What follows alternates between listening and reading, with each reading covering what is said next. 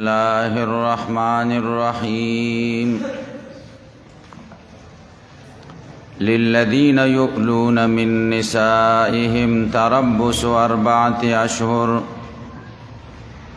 فإن فاءوا فإن الله غفور رحيم وإن عزموا الطلاق فإن الله سميع عليم. درود شریف اللهم صل علی محمد كما صليت على إبراهيم وعلى آل إبراهيم إنك حميد. اللهم بارك على محمد وعلى آل محمد. دی آیت کریمه مقصد بیان د لسم قانون دی د قوانینو د تدبیر المنزل نه چې هغه مسله د ایلا ده. ایلا دې ته وایي چې سړی د ښځې نه قسم وکړي، خپلې ښځې ته وایي والله لا اقربک 4 أشهر، 4 میاشتې به زه نه در نږدې کېږم یا د دې نه زیات، یا لا اقربک وایي ټیم پکې ذکر نه کړي.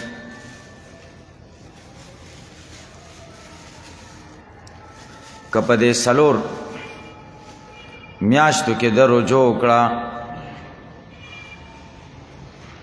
ففعل سره یا په قول سره دا رجوع صحیح ده او په ده به کفاره د یمین راشي د قسم. او که 4 میاشتې تېرې شي دا ښځه باینه شوه په یو طلاق سره، د امام ابو ایلا قسم ته وایي.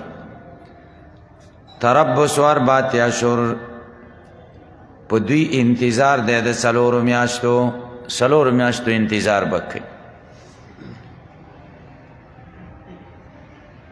للذین یولون من نسائهم دا به خبر مقدم شي، تربص 4 أشهر دا به مبتدا مؤخر شي.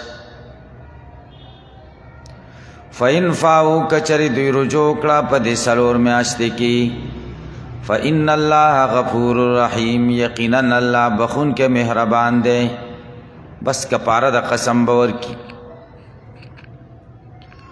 وإن عزموا الطلاق کچری دوی قصد طلاق کو بترک د رجوع سرا او پتیرے دو د 4 میاشتو سرا فإن الله سمیع علیم، یقینا الله اوریدن کے دے لی ایلائهم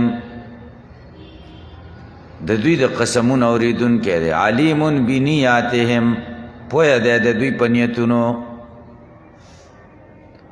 والمطلقات یتربصن بانفسهن 3 قروء. د آیت مقصد بیان د عدت مطلقاتو یعنی حکم د طلاق. هغه طلاق شده ښځې یتربصن انتظار دیو کی بانفسهن ځانونو سره 3 قروء 3 حیضونه.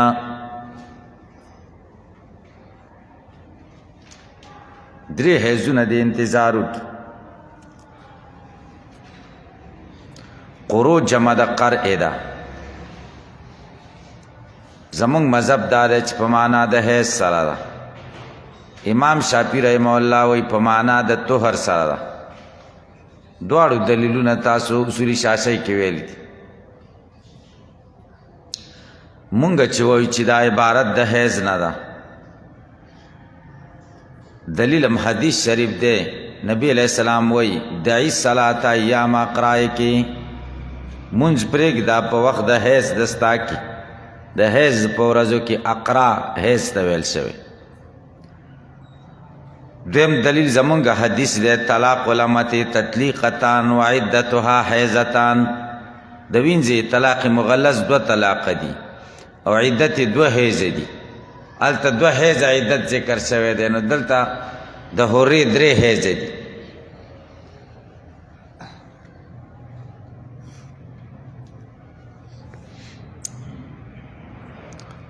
ولا يحل لهن ان يكتمن ما خلق الله في ارحامهن. بل مسئله ذکر کوي یو ښځه دا خاوند طلاق کړه، دا دوه صورت دي. یو صورت دا چې درې حیضه به تیری، دویم دا دی که چېرې حامله وه نو د هغې عدت وضع د حمل ده. اوس دې ښځې سوچ وکړو چې په وضع د حمل کې 15 میاشتې لګېږي او په 3 حیضونو کې 3 میاشتې لګېږي. نو چې زر د ده نه خلاصه شم بل چا سره واده وکړم، دا مطلب دی. نو دا حمل یې پټ که، چاته ونه ویلې چې زما حمل دی. الله وایي دا نه ده روا، ځکه پردی د ماشوم نسب به بیا د چا نه نسب کې نقصان راوستو. نو الله وایي ولا يحل لهن، روا نه دی دوی ته ان یکتمن چې پټ کي ما هغه څه خلق الله چې الله پیدا کړي دي فی ارحامهن د دوی په رحمونو کې. ان کن یؤمن بالله والیوم الاخر، کچر ایمان لري په الله باندې او په ورځ د آخرت. وبعولتهن حق بردهن فی ذلک ان ارادوا اصلاحا. دا متعلق دی د ثلاثه قروء د عدت سره. په دې عدت کې که خاوندان ورته خپل رجوع کوي نو دوی ډېر حقدار دي د نورو نه. او چې عدت تیر شنو بیا د ښځې خوښه ده چا سره نکاح کوي. وبعولتهن حق بردهن، او خاوندان د دوی ډیر حقدار دی بردهن په واپسۍ د دې ښځو فی ذلک په مودې د دې عدت کې. د عدت په مده کې په واپسۍ د دې ښځې کې خاوندان ډیر حقدار دي، خو په دې شرط ان ارادو اصلاحا، که د دې خاوندانو اراده بالرجعة اصلاحا، په رجوع کولو کې اصلاح مرادي. اراده د څه شي؟ د اصلاحي، چې مونږ اصلاح وکړو، جوړ وکړو، د روغې جوړې زندګي تېره کړو. دا مقصدي مقصد ضرر ښځې ته نه چې اوس به ورته رجوع وکړم، بیا به طلاق ورکړم، 3 میاشتې به پرې تېرې کړم، بیا چې کله ټیم را نږدې شي بیا به ورته رجوع وکړم. داسې چلونه کوي نو دا ښه نه ده. ان ارادو اصلاح دا معنا ده. ولهن مثل الذي عليهن بالمعروف. د دې جملې مقصد بیان د حقوقو د زوجاتو. د ښځو حقوق څه چې سړي حقوق دي، مونږ دا کمی کوو، د ښځې حقوق نه بیانو، د سړي بیانو. خاوند دا حقوق دي. الله تعالی مختصر جمله کې د ښځې ټول حقوق بیان کړي. الله وایي ولهن، او شته د ښځو لره مثل الذي پشان د هغې حقوقو علیهن چې کوم په دوی باندې دي بالمعروف په نیکو طریقو سره. وللرجال علیهن درجه، او سړو لره په دوی باندې یوه درجه زیاته ده. درجه څه ده؟ سورة النساء کې دي 204 کې. الرجال قوامون علی النساء، سړي حاکمان دي په ښځو. دا درجه زیاته ده. حاکمیت د چا دی؟ د سړي دی بس. او نور کور نظام به ټول په مشورې باندې چلی. ښځه او سړی دواړه به مشورې. دلته یو سړی ما ته ورځې ویلې 4 لوریانې مې واده کړي دي، ښځه سله وایي، ښځې نه مې سره تپوس هم نه دی کړی. ما ورته ته خو ډېر ښه مقل یاره، 9 میاشتې تکلیف پې چا تېر کړی دی؟ ښځې په خېټه کې. او 2.5 کاله 3 کاله 2.5 کاله پی ورکړي دي یا 2 کال. او بیا څو کلونو پورې سنبال کړی ده. دا تکلیفونه پې ښځې تېر کړي دي. او ته وایي ما ښځې سره مشوره هم نه ده کړې. او بیا دا خو څه بهادري نه ده، دا کمعقلتوب دی. نو الله وایي ولهن مثل الذي علیهن. د مثلونه چې سبا دي هغه ته مشبه به وایي، او د مثلونه چې څه مخکې هغې ته مشبه وایي. نو د ښځې حقوق مشبه شو، او د ښځې په ذمه چې د سړي حقوق دي دا مشبه به شو. او تاسو ویلي دي چې وجه د شبه په مشبه به کې اقوای. د ښځو لره حقوق دي. کم حقوق دي؟ په شان د هغې علیهن چې د دوی په ذمه د سړو دي. نو د سړو حقوق اقوا دي او زیات دي د ښځو د حقوقو نه. خو بیا هم د ښځو خو حقوق شته که نه؟ کم کم دی نو که ټول ذکر کول توالت کلام کې راته نو مختصر جمله کې به ټول ذکر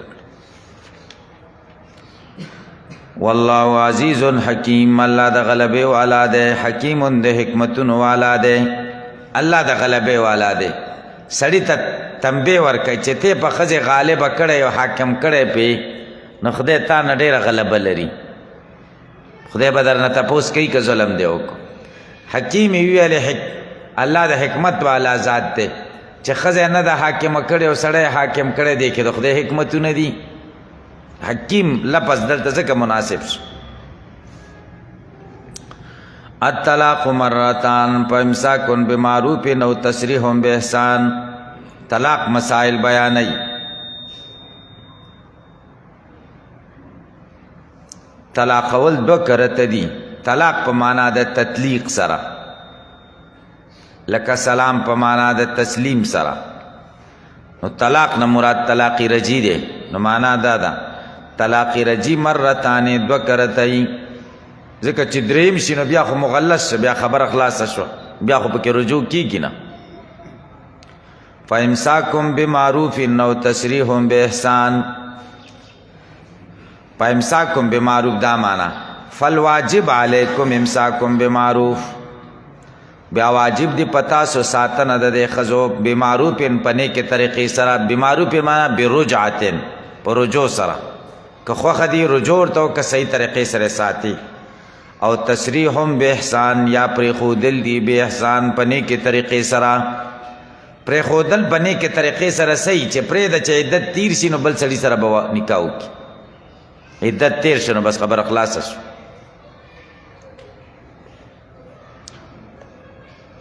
وس عدت تیر شو خلاص شو نه دا مہر دې چې کوم ورکړه دا به اخلي کنه دې آیت کې ولا يحل لكم کې دقه بیانې نه دا روانه ده چې مہر ته واپس واخلي ځکه ته طلاق ورکړو د مہر لدی چل جوړ کړي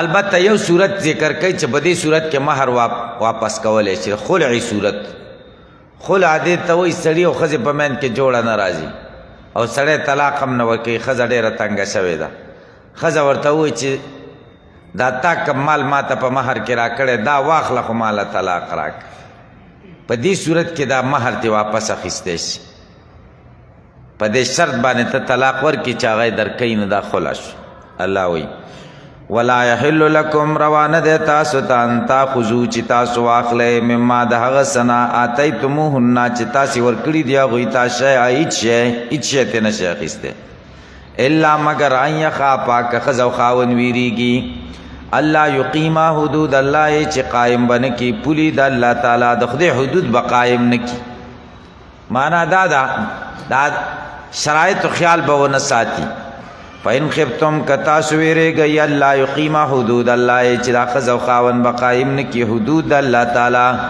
فلا جناح علیهما بیا نشته ګناه په دې ښځې او خاوند فیما په باره د هغه څه کې افتدت چې بدله ورکړي دا ښځه به په هغې څه سره دا ښځه بدله ورکړي په بدل د طلاق کې دا پیسې یا دا مهر ورکړي دلته اعتراض دی هغه دا چې دلته خو تکرار راغی الله یقیم حدود الله والله یقیم حدود الله دوه کرته راغله جواب دا تکرار نشته الا ان یخاف الله یقیم حدود الله دې کې حالت د زوجین ذکر شي فإن خفتم الله یقیم حدود الله دې کې خطاب حاکمانو ته ذکر شي که تاسو ویریږئ حاکمانو چې دوی به د خدای حدود قایم نه کړي نو بیا تاسو خلاصولی شئ مهر ته ورته واخلئ اوله خلع په اسلام کې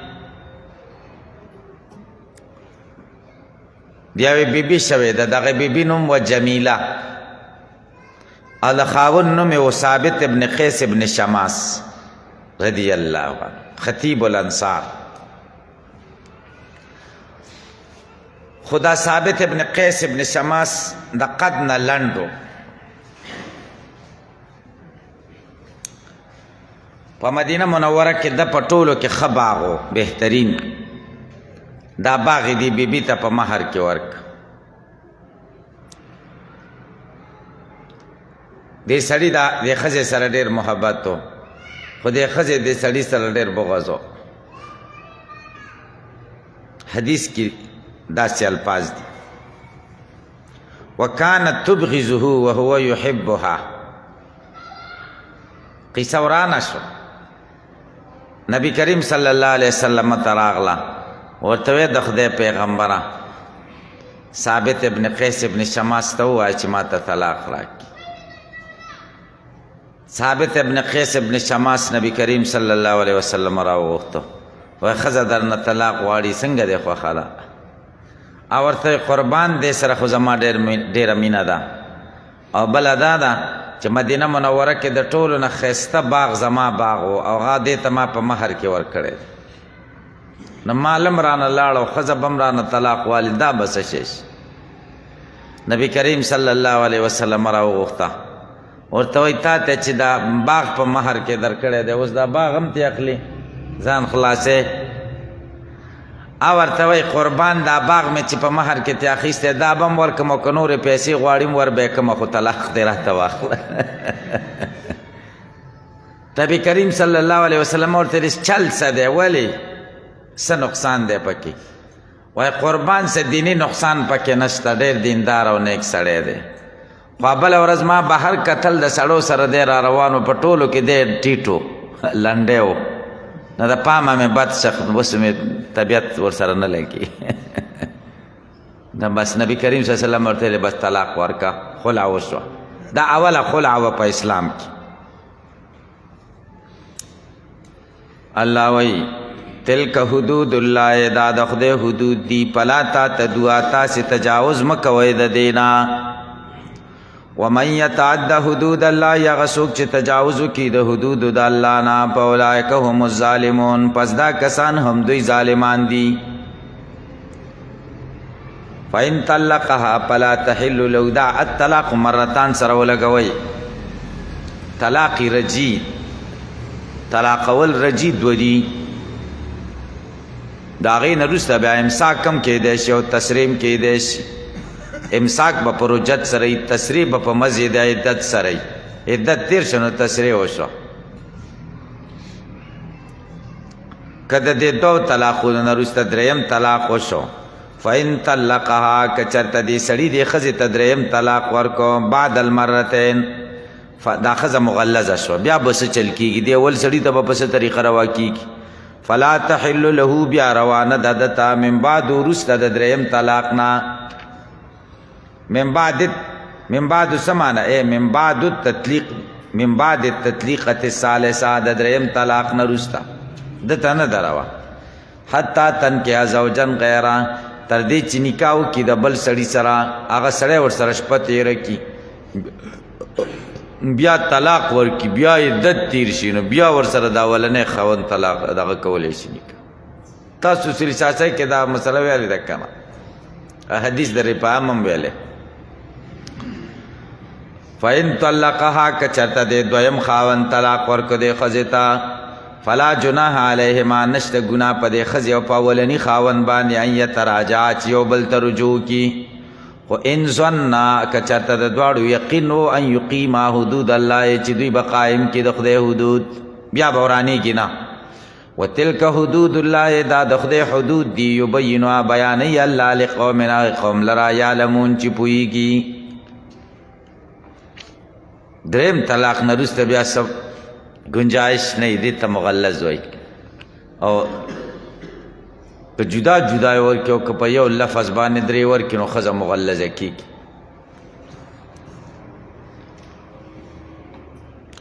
دې خبرو کې د طلاق ډېر احتیاط پکار دی، ځکه چې بیا د دې څه گنجایش یې نه کېږي.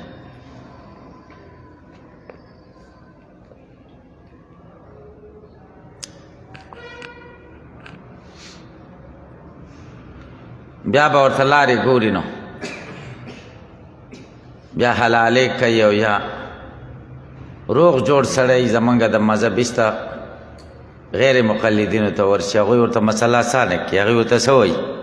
وایي درې څو دي، یو دی لږ احتیاط وایي، نور کوه ښځې نه خلاصېږي. دلته یو وخت کې یو سړی ما ته راغی، نوجوانو، دا نوجوانان ډېر غوسه وکړي نو بس خولې نه الفاظ وځي، بیا د هغې څه نه کېږي، بیا ټول عمر په بدکارۍ کې او زنا کې تېروي. ما ته ویل راپاڅېدلم ښځې راته چای نه و کړی ورته ومې چې په 3 طلاقو دې طلاقوم دا څنګه ده ما ورته زه مازدیګر راشه زه به کتاب وګورم زما شک په دې کې و چې دا طلاقوم په پښتو کې د مستقبل لفظ دی او مستقبل خو وعده یي که نه دا خو طلاق نه یي زه په دې کې سوچ کې وم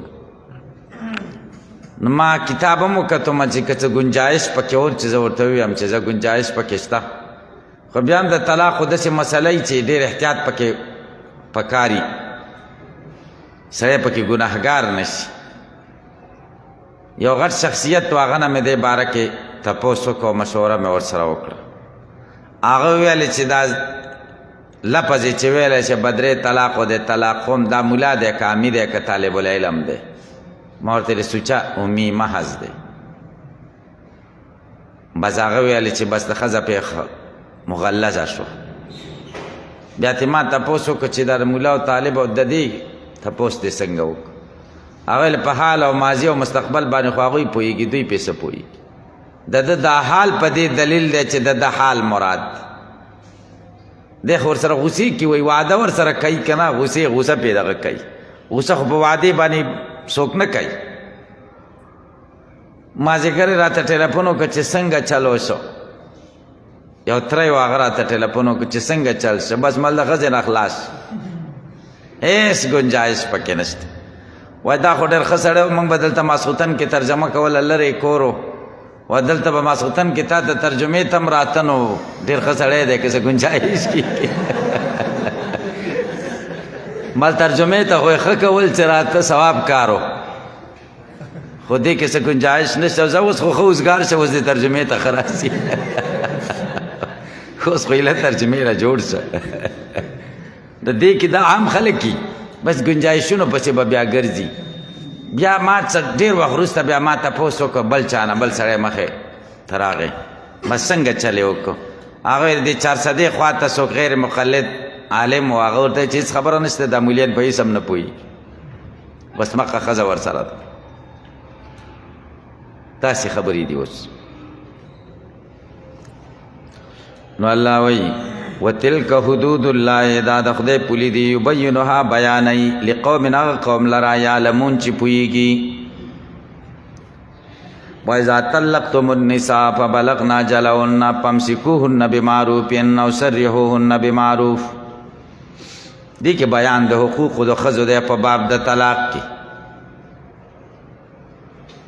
یو سړی ښځې له طلاق ورکړي عدت نږدې شي قریبه ده چې تیر شي لا پوره شوی نه وي نو بیا دې یا رجوع کړي او یا دې پرېږدي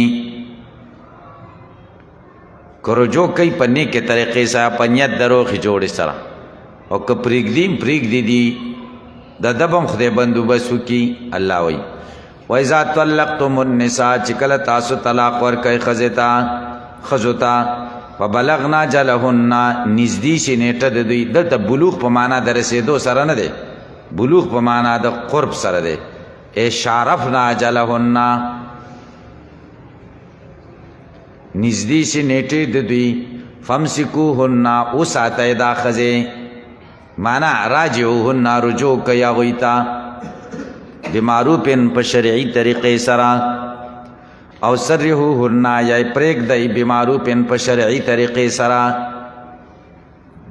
سرحوهن معنا پرېږدئ چې عدت تیر شي ولا تمسکوهن ضرارا تاسو مه ساتئ دا ښځې ضرارا د ضرر دپاره دا به مفعول له شي او یا حال دی په معنا د مضارین سره ولا تمسکوهن مضارین او تاسو مه ساتئ په داسې حال دا ښځې په داسې حال کې چې تاسو ضرر ورکوونکي هغوی لره عدت نه لږ مخکې ورته رجوع کې ضرر وررسئ او بیا طلاق ورکړي او بیا هغه انتظار کوي او به دا وختونه پې تېرئ داسې مه کوئ لتعتدوا دې دپاره چې تاسو ظلم وکئ په هغوی باندې ومن یفعل ذلک چا چې دا کار وکړو فقد ظلم نفسه په تحقیق سره ځان سره ظلم وکړو ولې بتعریض حال عقاب الله ځکه خپل نفس د خدای عذاب ته ورپېښ کړه. ولا تتخذوا آیات الله هزوا، منیسئ آیاتونه د الله په ټوکو مسخرو. واذکروا، یاد کئ د خدای آیاتونو باندې ټوکې مه کوئ. دا د خدای حکمونه دي، دی باندې ټوکې مسخرې مه کوئ، په صحیح طریقې سره کوئ. واذکروا نعمت الله علیکم، یاد کئ نعمتونه د الله تعالی په تاسو. نعمت د الله سره بالاسلام و بنبوت محمد صلی الله علیه وسلم. وما انزل علیکم من الکتاب والحکمه، او یاد کئ هغه څه چې الله نازل کړی په تاسو باندې د کتاب نه چې قرآن دی، او حکمت نه چې سنت دی. یعظکم، خدای نصیحت کوي تاسو ته، به په ما انزل الله سره، به ضمیر ما انزل علیکم ته راځي. واتقوا الله، د خدای نه ویریږئ. واعلموا، پوه شئ ان الله، یقینا الله تعالی بكل شیء علیم، په هر څیز پوهه دی. واذا طلقتم النساء فبلغن اجلهن، وبله مسله ذکر کوي طلاق متعلق. ښځې له د طلاق ورکو نیټۍ پوره شوه، عدت تیر شي، اوس تا ورسره کار نشته چې دا څه کوي. بیا مه منع کوه چې د چا سره نکاح کوي. بچا سره چې رضامندي و او نکاح کوي، بس تا ورسره نور څه کار نشته، ستا تعلق ورسره ختم شو. الله وایي وَإِذَا طَلَّقْتُمُ النِّسَاءَ، چې کله تاسو طلاق ورکئ ښځو ته، فبلغنا اجلهن، پس ورسیږي نیټې د دې. دلته بلوغ په خپله معنا دی. ښه، قرینه په فلا تعدلوهن ده، او هلته مخکې بلوغ په معنا د قرب سره و، قرینه په فامسکوهن وه، ځکه چې نیټه پوره شي عدت، نو بیا خو امساک او تسریح ستا په وس کې نه دي که. فلا تعدلوهن، مه منع کوئ هغوی. فلا تعدلوهن معنا فلا تمنعوهن، مه منع کوئ هغوی. ان ینکحنا، چې نکاح وکړي ازواجهن، د خاوندانو د دوی سره، نورو سړو سره. ازواج ورته په اعتبار د ما یعول الیه سره ویل، من قتل قتیلا فله سلبو، او ابن عاشر خمره والا مجاز دی دا. ښه، اذا ترادو، چې کله رضامندي بینهم په مابین د دوی کې، بالمعروف په نیکې طریقې سره. ذالک یوعظ بی، دا هغه څه دي چې نصیحت ورکول کېږي په دې سره. من هغه چاته کان منکم چې وي ستاسو نه، یؤمنو بالله، په الله ایمان لري، والیوم الاخر، او د آخرت په ورځ ایمان لري، نو ښځه دې بیا نه منع کوي. ذالکم ازکا لکم واطهر، دا مذکوره څیزونه ازکا لکم ډېر غوره دي تاسو ته، واطهر او ډېر پاکیزه دي تاسو د زړونو ته، واطهر لقلوبکم. ذالکم ازکا من ادناس الآثام واطهر لقلوبکم. والله یعلم، الله پوهیږي، وانتم لا تعلمون، او تاسو نه پوهیږئ. والوالدات یرضعن اولادهن حولین کاملین لمن اراد ان یتم الرضاعه. د دې آیت مقصد 12م قانون دی، مسله د رضا. مقصد د آیت کریمه بیان د حکم د رضا د مرضعې مطلقي. ښځه طلاق شوه، بچی هم دی ورسره، اوس دې بچي ته پیو مسله ده، نو دا ښځه دې بچي له پی ورکوي، او دا سړی چې د ښځې له طلاق ورکړی دی، دا به څه کوي؟ دا به خوراک او لباس وغیره د ښځې له په دې 2 کلونو کې ورکوي. 2 کاله دا ښځه باید د ماشوم ته پی ورکړي. دا مسله ده. والوالداتو، میندې یرضعن، پی دې ورکړي، اولادهن، بچو د دوی ته، حولین کاملین، 2 کلونه پورا. لمن اراد ان یتم الرضاعه، دا لمن اراد ګوره دا خبر ده د مبتدای محذوفې د پاره، بیا به عبارت برابر شي. هذا الحكم لمن اراد ان يتم الرضاعه، دا حکم د هغه چا د پاره دی چې اراده یې چې رضاعت زمانه د ماشوم پوره کی.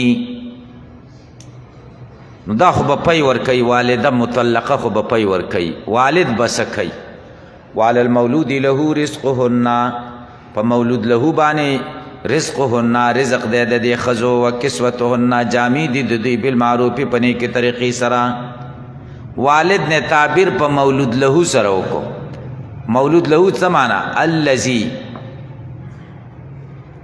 ولد له، ها سړی چې بچی راوړل شوی دی د ده دپاره.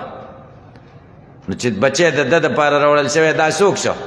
والد شه که نه؟ بچی خو د والد دی، نسب د والد نه که د والدې نه. نو مولود له یې ورته ووایي، رزق او کسوت به ورکوي. او دا مولود له لفظ په والد باندې ځکه انتخاب کا غوره کا، حکمت پکې دا دی چې پلار ته تنبیه ورکوي چې تا باندې د دې ښځې رزق او جامې بوج نشي، چې د دې بچی دی او زما بچی دی، نه ستا بچی دی د دې نه دی، نسب ستا دی، فایده ستا ده. دا خو د طلاق کړه بل سړي سره به نکاح وکړي، هلته به بچي پیدا شي، هغه د دې دي، دا به تا سره پاتې کېږي. نو ته رزق او کسوت ورکوې، دا به ځان بوج کوه مه، ځکه ته مولود له وي. لا تکلف نفس الا وسعها، نه به مجبورول کېږي هیڅ یو نفس الا وسعها مگر په اندازې د طاقت د هغه، دومره رزق او کسوت دی چې هغه څومره طاقت دی. لا تضار والدة بولدها، ضرر به نه رسول کېږي د مور ته بولدها په باره د بچي د هغې کې. ولا مولود له بولدي، او نه به په پلار باندې ته ضرر ورکول کېږي په بچي باندې چې دا ښځه ترې داسې څیزونه غواړي چې هغه د هغه د وس نه باري، داسې دی نه کوي. وعلى الوارث مثل ذلك، او په وارث باندې هم دی په مثل د هغه څه چې په دې پلار دی. معنا دا ده سړی مړ شو، ښځې له طلاق ورکو، سړی مړ شو او بچی پاتې دی، نو دا مور دې بچي ته پی ورکوي، دا مطلقه، او د دې سړي چې مړ دی د ده وارث دی، دې ښځې له رزق او کسوت ورکوي بالمعروف. وارث نه مراد وارث د مولود له دی. ښه فإن أرادا فصالا عن تراض منهما، کدی مطلق او مطلقی اراده وکړه د جدا کېدلو د دې ماشوم، ان تراض منهما پر رضامندۍ سره د دواړو نه، وتشاور یو بل سره مشوره وکړه چې هلک ښه دی زر به پهینو جدا کړو. فلا جناح علیهما، نشته ګناه په دې دواړو باندې. وإن أردتم که ستاسو اراده ای خاوندانو، ان تسترضعوا چې تاسو طلب د مرضعې وکئ اولادکم بچو ستاسو ته، بله ښځه ورته ونیسئ، په دې پی نه ورکوئ. فلا جناح علیکم، نشته ګناه په تاسو. اذا سلمتم په دې شرط چې تاسو ورکئ ما هغه څه آتیتم چې د کوم شي د ورکړې ارادم کړې ده، بالمعروف په نیکې طریقې سره. کوم شي ارادم د ورکړې کړې ده، په 3000 روپۍ دې ونیوله، نو د 3000 اراده دې کړې ده، نو دا به ورکوې وخت باندې، دا به نه وایي چې ښځه د دا رانه نشي اخیستی. واتقوا الله، پوه شئ، واعلموا، ویرېږئ د الله نه، پوه شئ چې یقینا الله په هغه څه چې تاسو یې کوئ بصیر لیدونکی دی، فیجازیکم علیها، تاسو ته به جزا درکړي په دې کارونو. دلته یو اعتراض دی، هغه دا دی چې دلته خو راغله والوالدات یرضعن اولادهن حولین کاملین، پی به څومره وخت ورکوي؟ 2 کلونه. او امام ابو حنیفه خو وایي چې مده د رضا څومره ده؟ 2.5 کاله ده. نو امام ابو حنیفه دا قول د قرآن خلاف شي. دا خلکو ته دا غیر مقلدین دقه خبرې کوي. قرآن دا وایي، ابو حنیفه دا وایي، قرآن دا وایي او هدایه دا وایي. قرآن او د هدایه په منځ کې تقابل جوړ کړی دی. حدیث کې دا راغلی دی، هدایه کې دا دی، د حدیث او د هدایه تقابل جوړ دی. او تقابل دی سکنه هدایت تشریح ده د قرآن او د حدیث. قسم دی چې هدایت تشریح ده د قرآن او د حدیث. هدایت دین دی، ګورئ د دین تشریح ده. یوه خبره چې زمونږ په مذهب کې په هغې باندې فتوی مفتابهي، یوه خبره هم داسې نشته چې د قرآن او د حدیث نه دی، د هغې سره مضبوط دلیل نه، او په ډېرو حدیثو دی عمل پکې نه کي.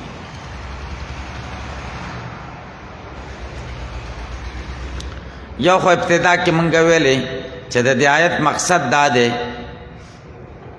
چې بیان د حق د رضا د مرضعې مطلقې ذکر کوي، چې په مطلقې مرضعې دا لازم دی چې خپل بچي ته به پی ورکوي.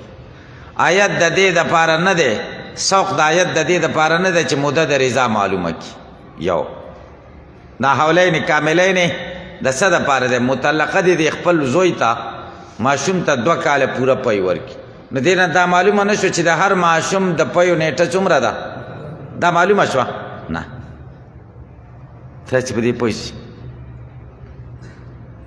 بهر تقدیر ائمه ثلاثه او زمونږ په مذهب کې امام ابو یوسف او امام محمد د هغوی دا مسلک دی چې مده د رضا 2 کاله ده صرف د امام ابو حنیفه رایه دا ده چې 2.5 کاله او فتوا زمونږ په مذهب کې د صاحبینو په قول ده چې 2 کلو باندې ده نو اوس پکې څه اعتراض خو پاتې نه شي کوي صحیح خبره دویم دا چې ابو حنیفه دا 2.5 کاله ویلي دا د ځان نه ویلي دي که نه هغه سره به هم څه دلیل و جواب دا چې هغه سره د قرآن دلایل او آثار د صحابه ډېر دي چې هغوی د 2.5 کلونو قایل او احکام القرآن د جساس کې دومره دلایل پې ذکر شوي دي چې ډېر زیات د قرآن کریم نه دلیل سورة الاحقاف 15 آیت کې دي حمله و فصاله 30 شهرا لوبول د دې ماشوم و فصاله جدا کول د دې ماشوم 30 شهرا 10 میاشتې دي د پیو نه چې جدا کوي څو میاشتو کې نو 10 میاشتې شو 10 میاشتې څو کاله شو 2.5 کاله نو 30 شهرا د فصاله سره لګېږي او د حمل نه مراد د لاس لوبول دي ماشوم په لاسو کې لوبول او د پیو نه جدا کېدل د دې نیټه 30 شهرا شو بیا خلک اعتراض کوي چې دلته د حمل نه مراد د خېټې حمل دی موږ ورته د خېټې حمل نه دی مراد د څه مراد دی د لاسونو اوچتول ښکته کول د ماشوم مراد دی ځکه حمل قرآن کریم کې په نورو ځایونو کې هم د لاسونو په اوچتولو باندې حمل شوی دی لکه وروسته به راشي سپارې په دې اخره کې تابوت به راشي صندوق تحمله الملائکه ملائکو به را بار کړی ملائکو به په لاسونو کې رانیولی که په خېټه کې هلته تحملهو کې حمل نه د څه حمل مراد دی د لاسونو دلته هم حملهو نه د لاسونو حمل مراد نو 10 میاشتې شو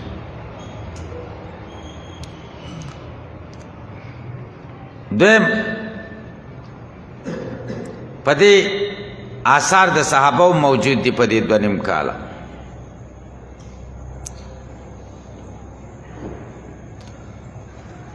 مسله دا ده چې په دې 2 کلونو کې دا ماشوم پی اوس کی نو رضاعت ثابت شو که د دې 2 نه اخوا اوس کی نو رضاعت د ائمه ثلاثه او د صاحبینو په نزد رضاعت نه ثابتېږي او د امام ابو حنیفه په نسبت باندې بیا هم ثابتېږي رضاعت تر 13 میاشتو پورې والذین یتوفون منکم ویذرون ازواجا یتربصن بانفسهن 4 اشهر و عشرا د دې آیت مقصد بیان د عدت د متوفی عنها جالسم قانون ذکر کئی عدت د هغې ښځې چې خاوند یې وفات شي 4 میاشتې او 10 ورځې دي والذین یتوفون منکم هغه سړي چې وفات شي ستاسو نه ویذرون ازواجا پرېږدي بیبیانې یتربصن انتظار به کوي بانفسهن ځانونو سره 4 اشهر و عشرا 4 میاشتې او 10 ورځې 4 میاشتې او 10 ورځې به ګوري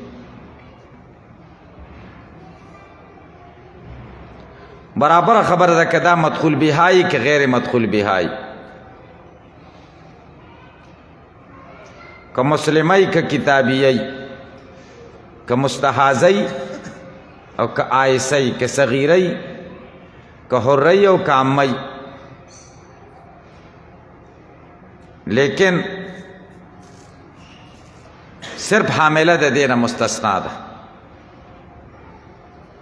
په سورة الطلاق په 4 آیات سره وولات الاحمال اجلهن ان یضعن حملهن بس دا 4 میاشتې او 10 ورځې ولې مختص شوي دي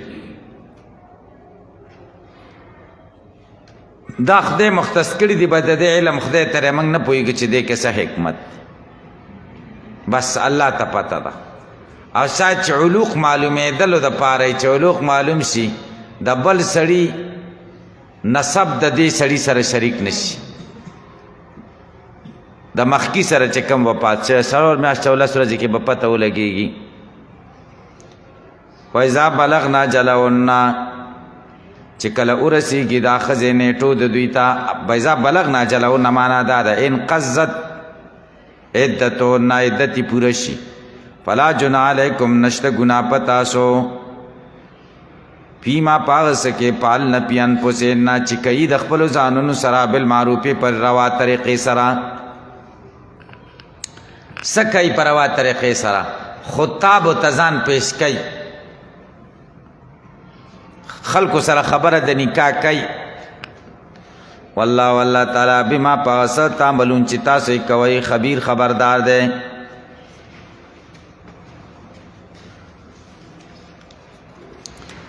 په مدت د عدت کې د ښځې نه مطالبه د نکاح څوک نشي کولی. نکاح خو نشي کولی خو مطالبه هم نشي کولی.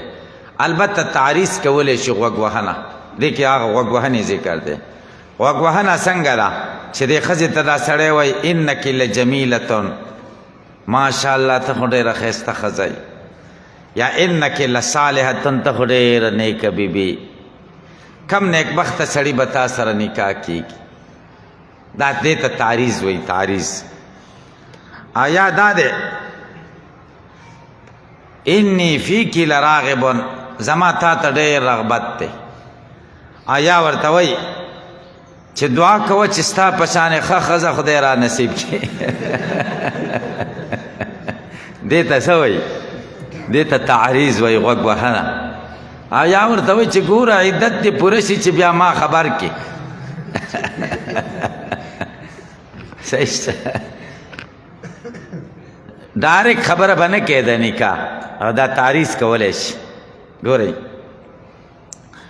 ولا جناح علیکم نشته ګناه په تاسو فیما په هغه څه کې عرضتم بی چې تاسو غوږ وهنه کوئ په هغې باندې من خدمت النساء د طلب د ښځو نه. خدمه استنکاح طلب د نکاح د ښځو نه. او اکننتم فی انفسکم او یا هغه خبرې چې تاسو پټې کړي دي په زړونو کې هغې کې هم ګناه نشته. علم الله پوهه دی الله انکم چې یقینا تاسو ستذکرونهن زر د چې یادګیرنه وکئ دوی ته ولکن لا تواعدوهن سرا لیکن تاسو یو بل سره وعدې مه کوئ د پټې. الا ان تقولوا قولا معروفا مگر که تاسې ووایئ وینا نیکه ولا تعزموا عقدة النکاح تاسو مه مضبوطوئ غوټه د نکاح حتی یبلغ الکتاب اجله تر دې چې ورسیږي عدت خپلې نیټې ته. واعلموا پوه شئ ان الله یقینا الله یعلم پوهېږي ما په هغه څه فی انفسکم چې ستاسو په زړونو کې دي. فاحذروا ځان وساتئ. واعلموا پوه شئ ان الله یقینا الله غفور بخونکی دی حلیم صبرناک دی. اسلام کې ښځو ته ډېر حقوق میلاو شوي دي او غټ حق دا دی ګورئ یا به سړی مخکې مړ کېږي او یا به ښځه مخکې مړه کېږي. داسې خو نه کېږي چې دواړه یو ځای مړه شي. او تاسو کتلی دي که نه چې سړی مړ شي نو چې ښځه مړه شي په دویمه میاشت باندې بیا سړي وار خطایي چې اوس څه وکړم. که ډېر بوډا یم د شپېتو او یا کلو یم ځان له د خپلې ملګرې غم کوي که نه وایي زه ځوانه نه کوم بوډۍ دی خو چې زما خدمت وکړي. داسې وایي که نه وایي؟ نو اسلام ښځې له حقوق ورکړي. ښځې ته هم دا حق ورکړی چې خاوند دې وفات شه 4 اشهر و 10 4 میاشتې 10 ورځې تېرې شي بل چا سره نکاح کولی شي. تاسې په دې په زمونږ پښتنو په معاشره کې دا حق د ښځو نه اخیستل شوی دی او ډېر ظلم روان دی او معاشره داسې جوړه شوې چې ښځه غریبه مجبوره ده چې وایي زه خاوند نه کوم. ځکه که ووایي چې کوم نو خلک ورپورې ټوله دنیا ورپورې خنداګانې کوي او داسې کوي. دا ډېر ظلم نه دی؟ قسم دی چې ډېر ظلم دی. ډېر ظلم دی. دلته یو ځای کې د سړي ښځه مړه شوې وه کټونو کې ناست و. دویمه ورځ به د دعا نو ما نه تپوس وکړه چې سړي دپاره خو به عدت نه وي ما ورته ته لږ خو صبر کوه د خدای بنده چې درېیمه تېره شي نو سړي خو دا حال دی انسان دی که نه د سړي دا حال دی زه وایم ښه ده ښه خبره ده ښه خبره ده یوازې ژوند به څه کړي ښه خبره ده او د ښځې غریبه بس هغه څه ویلی نیسي بس وایي بچي دي او دا چل دی هلکه چې بچي دي مې دي کله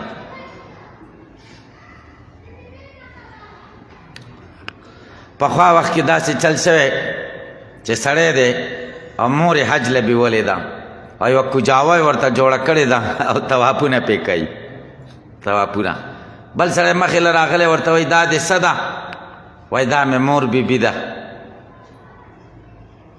وایي ماشاءالله ښه حق دې پوره کړه که نه طوافونه پرې په شا کې دومره بوډۍ ده که نه نو ورته وایي چې یو ښه حق یې درته ښیمه پلار دې څنګه دی وایي پات شوی دی پخوا وایي ښه حق یې دا دی دا حق به هله پوره کړي چې دا چاله په نکاح ورکړي بس سړي ورته ویلې تورېږه زه دا کوجاوه کېدم ستا خوښ شم یو څو څپېړې درکړم دې له ګوره او دغه له ګوره نکاح له ګوره دا خو داسې بوډۍ دا مور ورته الله سره تېر کړی دی زوی له شلق په دې مخ ورکړی چې حق خبره درته کوي څومره بده در باندې لګي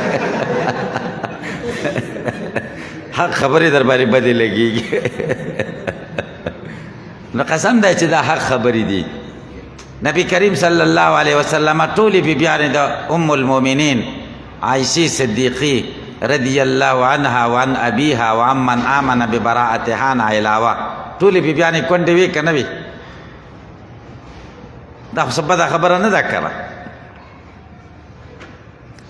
نو الله تعالی وایي واعلموا پوه شئ ان الله یقینا الله غفور بخونکی دی حلیم صبرناک لا جناح علیکم ان طلقتم النساء ما لم تمسوهن او تفردوا لهن فریضا پنځلسم قانون ذکر کوي د قوانینو د تدبیر المنزل نه غیر مدخول بها ښځې له دې طلاق ورکړو نو بیا بسئ غیر مدخول بها لا جناح علیکم نشته باک پتا سو ان طلقتم النساء کچری تاسو طلاق ورک ښځو ته ما لم تمسوهن تر کومې چې تاسو جما ورسره نه کړي او تفریدو لهن فریضه او نه مې مقرر کړی هغوی دپاره فرید و مهر مهر دې ورته نه دی مقرر کړی ښه غیر مدخول بها هم ده او مهر هم ورته نه دی معین شوی نو څه به کوئ ومتعوهن سامان ورکئی ومتعوهن معنا فتلقوهن ومتعوهن طلاقم ورکئی او سامانم ورکئی سامان چه ده متعه یو قمیص ده یو لپټه ده یو صادر ده دا ورکئی علی الموسی قدره په مالدار باندې په اندازې ده وعلی المقتر په غریب باندې قدره اندازه ده غریب دې د خپلې اندازې مطابق ورته دا درې څیزونه والي او مالدار دې ورته ښه قیمتي واخلي متام بالمعروف دا پیدا دا په نیکې طریقې سره متعوهن متام بالمعروف حقا علی المحسنین دا ثابت دی په مسلمانانو باندې وان طلقتموهن من قبل ان تمسوهن دا اوس غیر مدخول بها ته د طلاق ورک د هغې حکم ذکر کوي خو مهر دې ورته مقرر کړی مخکې آیت کې خو مهر نه مقرر دی که اوس مهر مقرر دی بیا به څه کې نو بس نیم مهر ورکړه 10,000 دې ورته مقرر کړي نه 15,000 ورکړه وان طلقتموهن که چېرې تاسو طلاق ورکړه دوی ته من قبل ان تمسوهن مخکې د دې نه چې تاسو جما وکئ د دوی سره من قبل ان تجامعوهن وقد فرضتم لهن فریضه او په داسې حال کې چې تاسې مقرر کړي د هغوی دپاره فریضة مهر فنصف ما فرضتم فالواجب علیکم نصف ما فرضتم نو واجب په تاسو باندې نیم د هغه مهر دی چې تاسې مقرر کړی دی الا یعفون او یعفو الذی بیدی عقدة النکاح الا یعفونا مگر که دا ښځې عفو وکړي چې زه د 15,000 درنه نه غواړم او یعفو الذی یا زیادت وکړي هغه سړی بیدی عقدة النکاح چې په لاس د هغه کې غوټه د نکاح ده چې خاوند دی هغه زیادت وکړي زه ټولې درنه نه غواړم یو بل هغه زیادت کولی شي هغه هم کمی کولی شي. وان تعفو کتر چر تاسو زیادت وکړئ ای خاوندانو اقربو دا ډېره نږدې ده للتقوا پرهیزګارۍ ته. سړی زیادت وکړي زیاتې روپۍ ورکړي نو دا. ولا تنسوا الفضل بینکم مه هېروئ هغه مهرباني ستاسو په منځونو کې. مهرباني څه ده؟ تی خوښ کړی دی قاصد ورغی چې پلانکي سره نکاح کې او بالکل قبول مې دی او تام قبوله کړې ده. دا څومره فضل دی یو بل سره څومره مهرباني ده. دا مه هېروئ یو بل سره څومره ښېګڼه کړې. ان الله یقینا الله تعالی بما پغسو تعملون چې تاسو یې کوئ بصیر لیدونکی دی. فیجازیکم تاسو ته به جزاګانې درکړي. حافظوا علی الصلوات والصلاة الوسطى وقوموا لله قانتین. دا شپاړسم قانون دی المحافظت علی الصلوات. ربط مخکې سره دا دی مخکې د طلاق مسلې وي د ښځې حقوق بیان شو نو د هغې عنوان و الشفقت علی خلق الله. د خدای په مخلوق باندې شفقت. دې آیت کې تعظیم د امر الله دی او د دین دا دوه جزء دي. شفقت به علی خلق الله کې او تعظیم به امر الله کې. د خدای د امر تعظیم کوه. حافظو علی الصلوات. دویم دا دی دویم ربط مخکې د طلاق ذکر او د ښځو سره د لانجو ذکر او دې آیت کې اوس د مانځه ذکر کوي چې د تدبیر المنزل په مسایلو کې دومره مستغرق نه شئ چې تهذیب الاخلاق در نه پاتې شي. حافظو علی الصلوات همیشوالی وکئ په منځونو. محافظت مفعله د مبالغې دپاره ده. همیشوالی ښه وکئ په منځونو. والصلاة الوسطى بالخصوص په درمیانه منځ باندې. درمیانه منځ کم یو دی؟ دا مازدیګر منځ دی د امام ابو حنیفه او د جمهورو پر آیا. دلیل دا دی چې نبی کریم صلی الله علیه وسلم یوم الاحزاب فرمایل شغلونا عن الصلاة الوسطى صلاة العصر ملأ الله بیوتهم نارا. مونږ مشغوله کړو د منځ مانځه نه چې د مازدیګر منځ دی. خدای دې د دوی زړونه د اور نه ډک کړي د دوی کورونه. وقوموا ودرېږئ لله الله لرا قانتین په عاجزۍ سره. قانتین معنا مطیعین. قانتین معنا ساکتین. قانتین معنا خاشعین.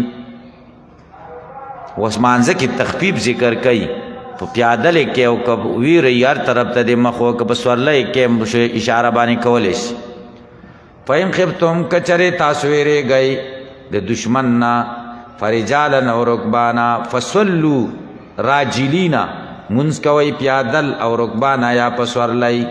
وإذا منتم چې کله تاسو په امن شئ فاذکروا الله الله یاد کوئ کما علمکم لکه څنګه چې خدای پوی کړي یې تاسې ما پاغو خبرو لم تکونو تعلمون چې تاسو پې نه پوهېدلی بیا په صحیح طریقې سره کوئ. والذین یتوفون منکم ویذرون ازواجا. ولسم قانون ذکر کوي د قوانینو د تدبیر المنزل نه. وصیت زوجاتو ته. پخوا داسې و چې سړی به وفات شو ښځې ته به یې وصیت وکړو چې زما په مال کې یو کال د نان نفقه دی د دې ښځې زما د مال نه کور نه به نه وځي. کور نه به نه وتله نان نفقه به نو کال بعد به بیا چا سره نکاح کوله. خو دا حکم اوس منسوخ شوی دی په 4 اشهر و عشره باندې. ناسخ مقدم دی په منسوخه. والذین کسان یتوفون منکم چې وفات کړی شي ستاسو نه ویذرون ازواجا پرېږدي بیبیانې وصیتا لازواجهم یوصون وصیتا وصیت دی وکړي وصیت د بیبیانو ته متاعا الی الحول متعوهن متاعا الی الحول. سامان ورکئ سامان تر یو کاله پورې غیر اخراج په داسې حال کې چې نه به ویستل کېږي. فإن خرجنا کچری وتلې فلا جناح علیکم بیا نشته ګناه په تاسو فیما په هغه کې پالنا چې دوی کوي فی انفسهن ځانونو سره من معروف نیکې طریقې نه. والله عزیز الله د غلبې والا دی حکیم د حکمت والا دی. وللمطلقات اتلسم قانون حکم د سامان مطلقات ته. وللمطلقات یشتر طلاق شده ښځو لره متاع سامان د فائدې بالمعروف په نیکې طریقې سره حقا علی المتقین دا حق دے پا متقیانو کذالک یبین اللہ لکم آیاتی ہم دقشان بیانی اللہ تعالی تاست آیاتنا لعلکم دا دید پارا تاقلون چتا سے پویا شائی الم تر الی الذین خرجوا من دیارهم وهم الوف حذر الموت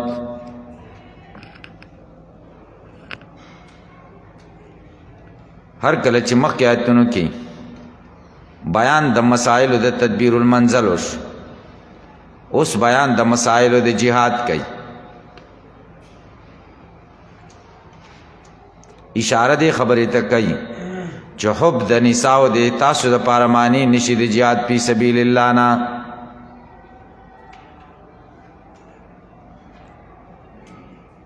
خو د جهاد د مسائلو نه مخکې د بنی اسرائیل واقعه ذکر کړي چې دوی باندې یو بیماری رااله دوی وتښتېدل وطن یې پرېښود بیماری نه وبا وه هلته لاړل یو ځای ته د غرونو منځ و د غرونه دې طرف هغه طرف ملایکې پې چغه وکړه ټول په ټوله مړه شو د مرګ نه تښتېدل او مرګ پې راغی مرګ نه بچ نه شو نو مخکې دا واقعه ځکه ذکر کوي اشاره دې خبرې ته کوي چې د خدای تقدیر راشي نو بیا مرګ نه بچ کېږي سړی په جهاد کې مرګ نشته الم تر ته نه ګورې الی الذین هغې کسانو ته خرجوا من دیارهم چې وتلي وو د کورونو د دوی نه دا علاقه وه داوردان ورته وایي د واسط یوه علاقه وه داوردان وهم الوف او دوی زیات و زرګونه د 10,000 نه زیات حذر الموت دوی وتلي وو د وجې د ویرې د مرګ نه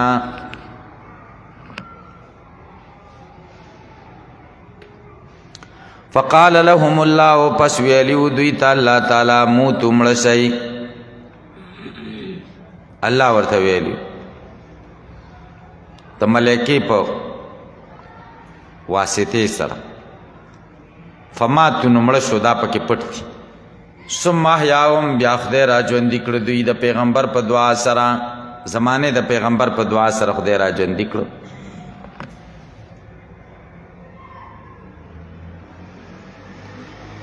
ان الله یقینا الله لذو فضل خاوند مهربانه دی علی الناس په خلقو ولکن اکثر الناس لا یشکرون لیکن اکثر د خلقو شکر نه ادا کوي نو مرګ په تقدیر دی اوس حکم د جهاد کوي دریم ځل وقاتلو جهاد کوي فی سبیل الله د الله لاره کې وعلمو پوه چې ان الله یقینا الله سمیع اوریدونکی دی علیم پوه دی جهاد سره انفاق هم ضروری دی خپل مال بم لګی کړه اوس د انفاق ذکر کوي منزل الذی څوک دی هغه سړی یقرض الله چې قرض وکړي د الله سره قرضا حسنا ښایسته قرضه ښایسته قرض کم یو دی قرض حسنه قرض حسنه هغه چې چا تصور کې چې میاشت بعد بیا راکړي نو په هغه سړي باندې دا واجب الادا دی چې ورکوي به الله تعالی سره څوک قرض کوي یعنی دین کې چې څوک پیسې جهاد کې لګای نو دا داسې ده لکه د الله سره چې قرض حسنه وکړو په الله خو څه واجب الادا نه دی که نه تفضلا الله داسې کړی لکه واجب الادا فیضاعفه له اضعافا کثیرا زیات به کړي دلره الله تعالی په زیادت کثیره ډېر سره والله یقبض الله تنگول راولی و یبسط پراخی راولی و الیه دی الله لربا ترجعون ستاسو واپس کیږي الم تر الی الملأ من بنی اسرائیل من بعد موسی دا د عیسی علیہ السلام نظر کاله مخکې واقعا ده مقصد دا ترغیب الی الجهاد دی واقع مقصد څه شی ترغیب الی الجهاد او ان الله ينصر القليل على الكثير الله لګو له مدد ور کوي په ډیرو چې د خدای مدد ور سره شامل حالي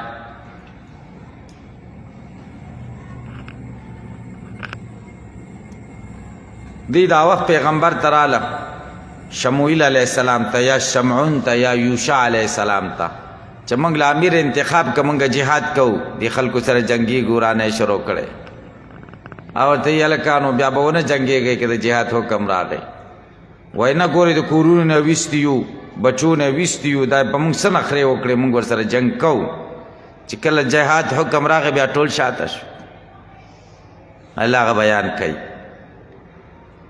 الم تر الی الملأ من بنی اسرائیل د دې آیت عنوان دی بیان ضرورت الامیر جهاد کې امیر ضروری دی الم تر تنګوري الی الملأ من بنی اسرائیل هغه جماعت ته د بنی اسرائیلنا ملا جماعت ته وای ملا لفظ قرآن کریم کې 23 کرته راغله غټ جماعت ته ملا وای ولی د خلکو سترګې ډکوي د هیبت نه دومره ډلې چې خلکو سترګې د هیبت نه ډکې کی ملا ډکېدو ته وای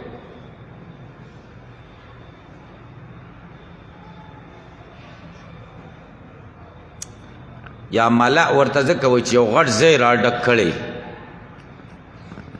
آیا ته نه ګورې الی الملأ هغه جماعت ته د بني اسرائیلو نه من بعد موسی من بعد موت موسی پس د وفات د موسی علیه السلام نه اذ قالوا لنبی لهم په هغه وخت کې چې دوی ویلې هغه پیغمبر ته چې د دوی و شموئیل علیه السلام یا شمعون علیه السلام یا یوشع علیه السلام اے باس لنا ملکا مقرر کا زمونږ د پاره ملکا بادشاہ مونږ ته بادشاہ مقرر کا چې د هغه په سرکردګۍ او مشرۍ باندې مونږ جهاد نقاتل فی سبیل الله چې مونږ جهاد وکړو په لاره د الله کې قال هل عسیتم ان کتب علیکم القتال الا تقاتلوا دا الا تقاتلوا مفعول د هل عسیتم دی او ان کتب علیکم القتال دا شرط دی او بیا الله تقاتلوا دا غي جزا ده دغه دال بر جزا ده دسه ده هل عسیتم الله تقاتلوا ان کتب علیکم القتال الا تقاتلوا په پوښتای معنی دا سره هل عسیتم الله تقاتلوا آیا دا احتمال شتا تاسو نه بداو نشي چې قتال وکي کچری پرسی پتا سو قتال نو قتال به نه کوي هل عسیتم آیا دا احتمال شتا ان کتب علیکم القتال کپرسی پتا سو قتال الله تقاتلوا تاسو به قتال نه کوي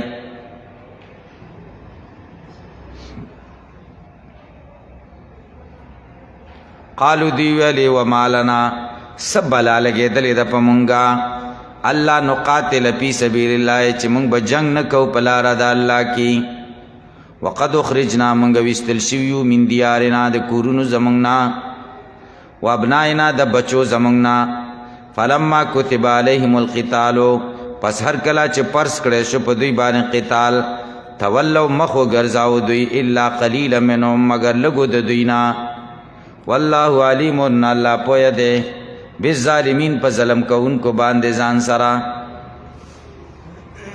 وقال لهم نبيهم ان الله قد بعث لكم طالوت ملکا تدیعت عنوان بیان انتخاب الامیر امیر ورته منتخب شو طالوت غیر منصرف ته تاری علمیت او عجمه ده پکې طالوت لفظ قرآن کې 2 کرته ذکر شو وقال لهم نبيهم ولدوی ته نبی د دوی یقینا الله مقرر کړی ستاسو د پاره طالوت ملکا بادشاہ طالوت د بادشاہ دی بادشاہ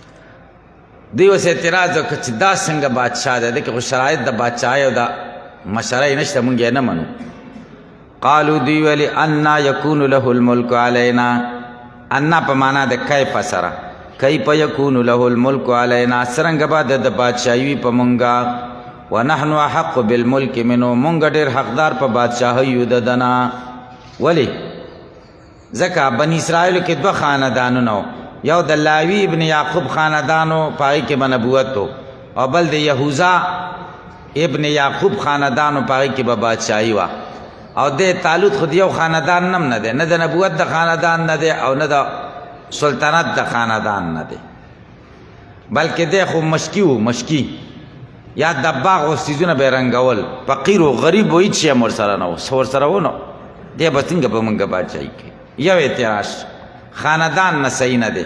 دیم ولم یوت ساعتا من المال نه د ورکړل شوي پراخي په مال کې مالدارم نه دی غریب دی. دو اعتراض یې وکړه پیغمبر ورته جواب کوي قال پیغمبر ورته ان الله استفاه علیکم یقینا الله غوره کړی دی په تاسو. بس الله غوره کړ ټولې خبرې ختمې شوې که نه. وزاده الله زیادت ورکړی دی د لره بسطتن د جهته د پراخی نه فی العلم والجسم په علم او جسم کې.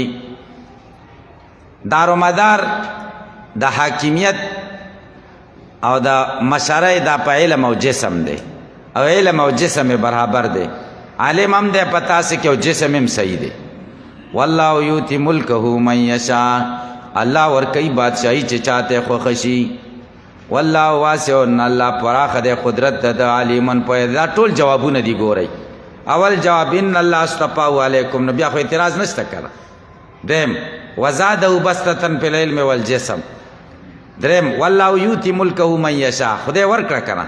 څلورم والله واسع علیم الله پراخه دی نو چې دی غریب دی مالدار کولی هم شي تاسو مالدار یې غریبولی هم شي. واسع الله دی او علیم پوی هم دی چې چاله ورکوي دا انتخاب من جانب الله دی. بس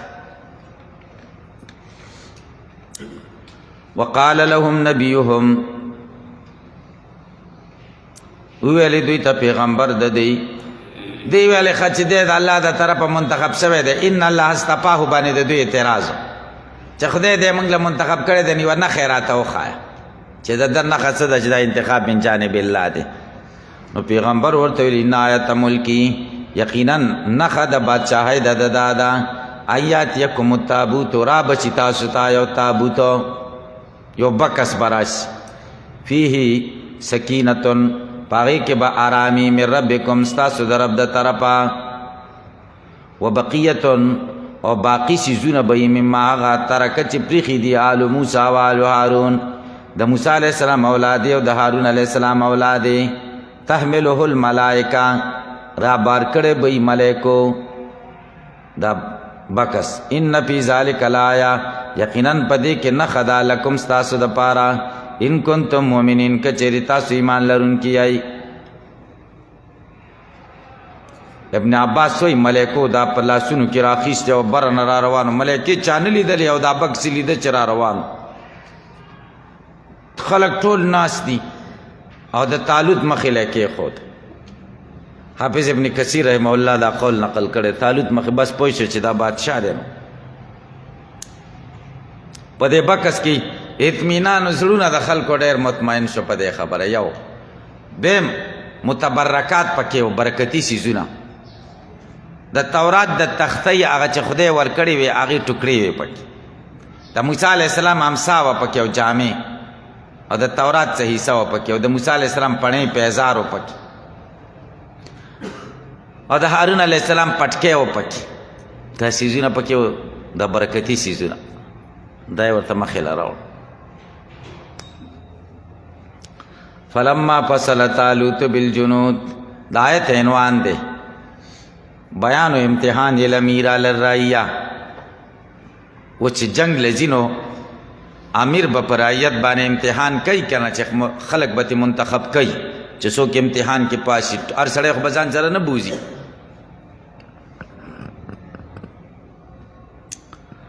نو بس طالوت بیان وکړو چې د دې قوم سره چې د دین دشمنان دي دې سره جنگ او جهاد ضروري دی چې موږ یې باید وکړو.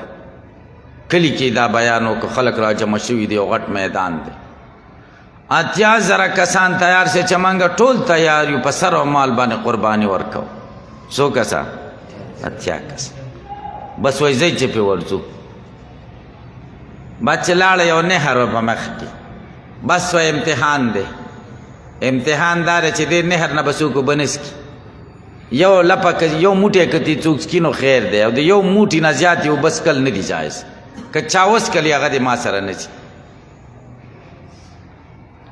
نو 6,000 کسان را واپس شو. هغوی ډېرې اوبه وڅکلې ډېر تږي شوي وو. څو پاتې شو 4,000 پاتې شو. 4,000 چې لاړله خوا او هلته خلکو منظر یې ولیدې چې والا کار خراب دی. ناغی بس ویل لا طاقت لنا اليوم بجالوت و جنودی 314 پاتې شو دا نور ټول را وتښتېد او سر و مال قرباني چا ورکوله 80,000 چې موږ د سر و مال نه تیر یو او پاتې څوک چې دې قربانۍ ته 314 کسان پاتې شو پې پوه شئ دا بدرینو شمیرم دومره وه 314 دا یو قول شو بیم قول داره چې د دې نهر نه 314 تیر شوي دي نو ټول را واپس شوي دي دلته آیت باندې تاسې متوجه شئ فلما فصل طالوت بالجنود هر کله چې جدا که طالوت لښکرې 80,000 د بیت المقدس نه قال طالوت ورته ویلی ان الله مبتلیکم الله امتحان کوي په تاسو بنهر په دې نهر دا نهر د فلسطینو او قطاده وی د فلسطین او د اردن په منځ کې و فمن شرب منو چې څوک څکاکو کې د هغې نه فلیس مني هغه زما نه دی ومن لم یطعمه چې څوک ترې څکاکو نه کړي فانه مني هغه زما د ډلې نه دی ومن لم یطعمه معنا ومن لم یذقه او دا ذوق کې طعم استعمالیږي الا من اقترف غرفة بیدی مگر چې یو غړپ وکړي یو غړپ بیدی په لاس فشربوا منه سکاکو که د دې نه الا قلیلا منهم مگر لږو د دوی نه لږو ونه که چې 4 زره دي فلما جاوزه هو هر کله چې تیر شو دی د دې د نیر نه دی والذین کسان آمنو چې ایمان راوړی او معه د سره قالو دوی ویلې د 4 زرو لا طاقت لنا اليوم بجالودی و جنودی مونږ ته طاقت نشته نن ورځ په جالوت او په لښکرو د ده هغه تم را واپس قال الذين ویلی هغې کسانو 314 کسانو یظنون چې د هغوی یقینو انهم ملاقو الله دوی مخامخ کیدونکي دي د خدای سره کم من فیة قلیلة ډېر کرتا وړه ډلې غلبت غالب شي فیة کثیرة په غټې ډلې باذن الله د خدای په اذن والله مع الصابرین الله ملګری دی د صبرناکو سره ولما برزوا لجالوت و جنودی هر کله چې دوی ښکاره شو جالوت ته او لښکرو د هغه سره ته دوی ورته ښکاره شو غټ میدانو قالو دوی ویلې ربنا ای رب زمونږه پرېغالی راتوی کې په مونږه صبرن کلکوالی وثبت اقدامنا مضبوط کې زمونږه قدمونه وانصرنا علی القوم الکافرین او زمونږه مدد وکړي په قوم چې کم کفر کوونکي دي فهزموهم باذن الله شکست ورک دوی جالوت او داغه لښکرو ته باذن الله بارادت الله و توفیقه د خدای په اراده او د خدای په توفیق سره د طالوت په دې لښکر کې یو هلک دی نوجوان داود علیه السلام د نیزه را خلاصه کړه او بس جالوت ته ونیوله رسا په دې غوږې ویشته او هغه شی پکې ورخښ شو جالوت راوغورځېده جالوت چا مړ کړ داود علیه السلام طالوت بادشاہ شو طالوت چې وفات شو نو د طالوت بادشاہي بیا داود علیه السلام ته پاتې شو داود علیه السلام د دې سلسلې سره بیا بادشاہ شو وقتل داود جالوتا او قتل که داود علیه السلام جالوت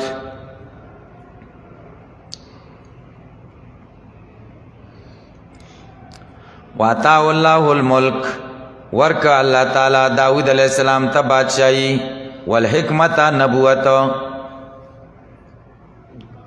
وعلمه مما یشاء اللہ پویک دا داود علیہ السلام دا بعضی هغو سیزونو نا یشاء چې دا اللہ خوخوا دلته دا نه دی ویل چې څه شي تعلیم ورکړی دی سورۃ الانبیاء 8 آیت کې ذکر شوی وعلمناه صنعة لبوس منگا ورخو دتا دزغرو چل سورہ سبا لسو یول سایت کی ہوئی وعلنا له الحدید نرمکڑی وامنگا دتا وسپنا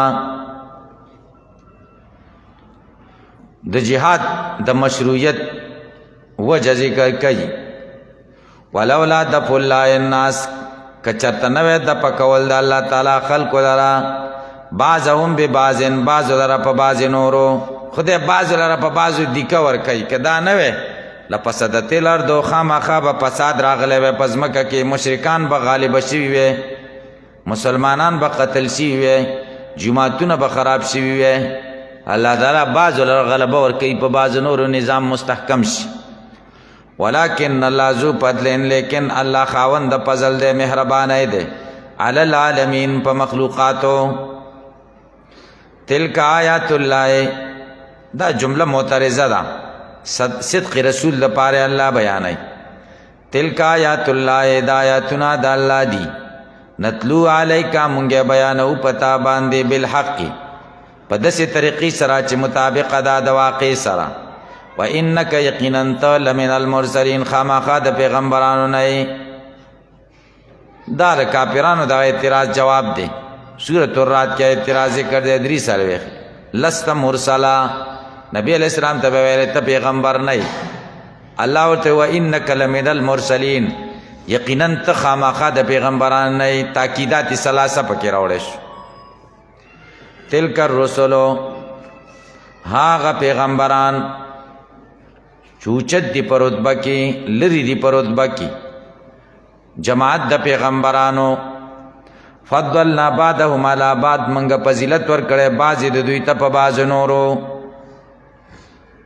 بعضو تم فضیلت ورکړې په بعضو نورو.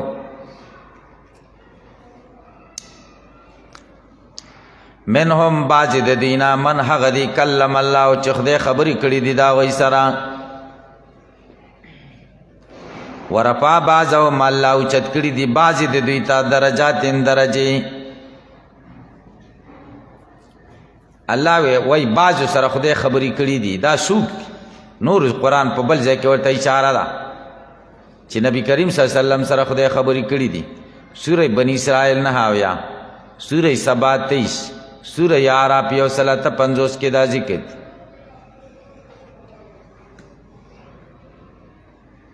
یا ابراهیم علیہ السلام سره خدای خبرې کړي، سورۃ النساء 155. داود علیہ السلام سره خدای خبرې کړي دی، سوره بنی اسرائیل 55. موسی علیہ السلام سره خدای خبرې کړي دي، سورۃ النساء 146 کې ذکر دی. وکلم الله موسی تکلیما، سورہ اعراف کی ذکر دی 144. انی استفیتک علی الناس برسالاتی و کلامی. دا آدم علیہ السلام سره هم خدای خبرې کړي دي ډایرک، او موږ الله اوچت کړي دي بعضې د دوی ته په بعضو نورو درجې. واتینا عیسی ابن مریم البینات، موږ ورکړي دي عیسی ابن مریم ته واضح دلیلونه. وایدناه، دې موږ مضبوط کړو په پاکیزه روح باندې چې جبریل علیہ السلام. ولو شاء الله مقتتل الذین من بعد ما جاءتهم البینات. پیغمبرانو لېږلو مقصد دا و چې مسله واضحه کی، تفریق د حق او د باطلو کی. باطل ولې راغی؟ ټول خلق ولې هدایت یافته نه و؟ ولو شاء الله که اراده کړې وی الله تعالی هدایت الناس، مفعول به کې حذف دی. مقتتل الذین، اختلاف بنوي کړي، من بعد مرسته د دوینا، من بعد ما جاءتهم البینات، پس دا غینا چې راغلي دوی ته واضح دلیلونه. ولکن اختلفوا، لیکن دوی اختلاف کړو. فمنهم، پس بعضې د دوینا من هغه دي امنه چې ایمان راوړی، ومنهم بعضې د دوینا من هغه دي کفره چې کفر یې کړی. ولو شاء الله مقتتلوا، که الله اراده وی دوی به اختلاف نه وی کړی. ولکن الله یفعل، لیکن الله کوي ما هغه څه یرید چې څه خوښ شي. یا ایها الذین آمنوا انفقوا مما رزقناکم من قبل ان یأتی یوم لا بیع فیه ولا خلة ولا شفاعة والکافرون هم الظالمون. د دې آیت عنوان بیان مسئلہ الانفاق فی سبیل اللہ. د انفاق فی سبیل اللہ مسئلہ ذکر کئی تر آخر د صورت پوری. اول با دعوت انفاق ذکر کی، انفقوا مما رزقناکم، ورپسې دعوت توحید سره د لسو دلایلنا الله ولا اله الا هو کی ذکر کئی. انفاق په مسئلې د توحید کوا. بیا به تقسیم د خلکو کې دو قسمونو ته، چې یو بیلار خلق دی او یو پلار خلق دی. بیا به د الله بېلارې خلکو بیان وکړي لکه نمرود د دلایلو سره بیا هم په ضد ولاړو. بیا به د سمو خلکو ذکر وکړي لکه ابراهیم علیه السلام او عزیر علیه السلام چې دلایل ورته ښکاره شو نو یقین نور هم مضبوط شو. بیا به مثال د انفاق فی سبیل الله کمثل حبة سره بیان شي او مثال د انفاق فی غیر سبیل الله کمثل صفوان. بیا به آداب او شرایط د انفاق فی سبیل الله ورسره احکام او مسائل حرمت د ربا وغیره به ذکر شي. ورسره به په آیت طویله چې آیت د مداینې دی دې کې به امور انتظامیه بیان شي. آخره کې دعوت د توحید ذکر کیږي آمن الرسول بما انزل الیک. مضامین اربعو تباو دوشي چې اثبات د توحید دی او اثبات د رسالت صدق د کتاب او ایمان بالآخرت دی. اوس دعوت انفاق ذکر کئی. اے د ایمان والاو انفقو ولګوئ مما دا هغه مال نه رزقناکم چې مونږ درکړي دي من قبل ان یاتیا مخکې د دې نه چې راشي تاسو ته یوم داسې ورځ لا بیع فی نه به خرید او فروخت په هغې کې ولا خلة نه به پکې دوستي ولا شفاعت نه به پکې سپارشي کافر لره والکافرون هم الظالمون او کافران هم دوی ظالمان دي. ولې ځکه چې انفاق فی سبیل الله نه کوي. انفاق به پس کې اعتقاداتو باندې چې کله جنگ په عقیده وي عقیده څه ته وایي توحید ته توحید سره د لسو دلایلو به ذکر شي. الله لا اله الا هو الحي القیوم دې ته آیت کرسی وایي. حدیث شریف کې دی رسول الله صلی الله علیه وسلم فرمائی من قرایت الکرسی دبر کل صلات څوک چې د هر مانځه نه وروسته آیت کرسی وایي لم یمنعه من دخول الجنة الا الموت. لره معنی نشته د دخول د جنت نه مرګ دی چې مړ شي نو ډایرکټ به جنت ته شي. دې کې به اول دعوه ذکر کی دعوه دا د الله لا اله الا هو لس دلیلونه به په ذکر کې او لس جملې دي. اول دلیل الحی دی دویم دلیل القیوم دریم دلیل لا تاخذو سنه څلورم دلیل له ما فی السماوات والما فی الارض پنځم دلیل منزل الذی یشفع عنده شپږم دلیل یعلم ما بین ایدیهم وما خلفهم اووم دلیل ولا یحیطون بشیء من علمه الا بما شاء اتم دلیل وسع کرسی السماوات والارض نهم دلیل ولا یعود حفظهما لسم دلیل وهو العلی العظیم. دا لس دلیلونه به ذکر شي. ربط مخکې سره څه دی مخکې ذکر شو انفقوا مما رزقناکم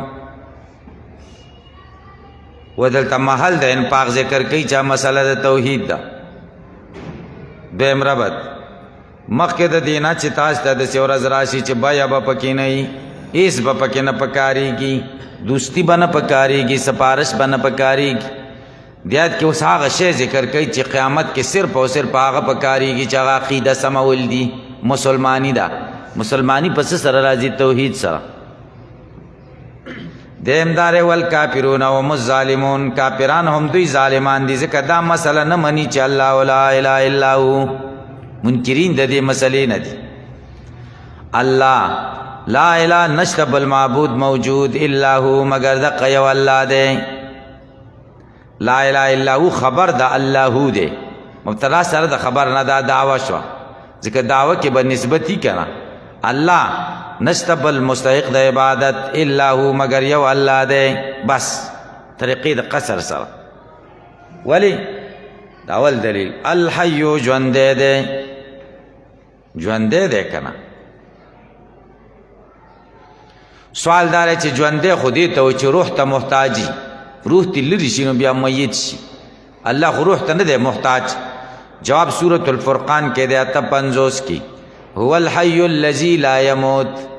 حی الله حی دی واجب په صفت کې چې حی راشي نو معنا دا د لا یموت چې مرګ پې نه راځي بس روح ته محتاج نه دی خو مرګ پې نه راځي.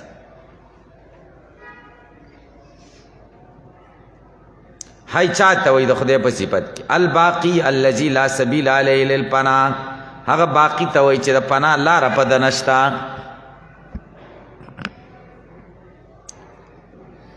القیوم دے قائم دے پا تدبیر د خلقو پا حفظ د خلقو قیوم القائم الحافظ لکل شیء والمعطی له ما بی قوامو دا قیوم مانا دا قائم دے حافظ نگران دے دا ہرسی ورکون کے دے ہرسی تا آغا سا چپاغی بانے والاڑا دا غشی دا ابو عبیدہ وی القیوم اللذی لا یزول چامی شیاغی تقیوم وی زجاج وی القیوم القائم بتدبیر امر الخلق قیوم آغا چاہتا وی چی قائمی پا تدبیر دا کارونو دا خلقو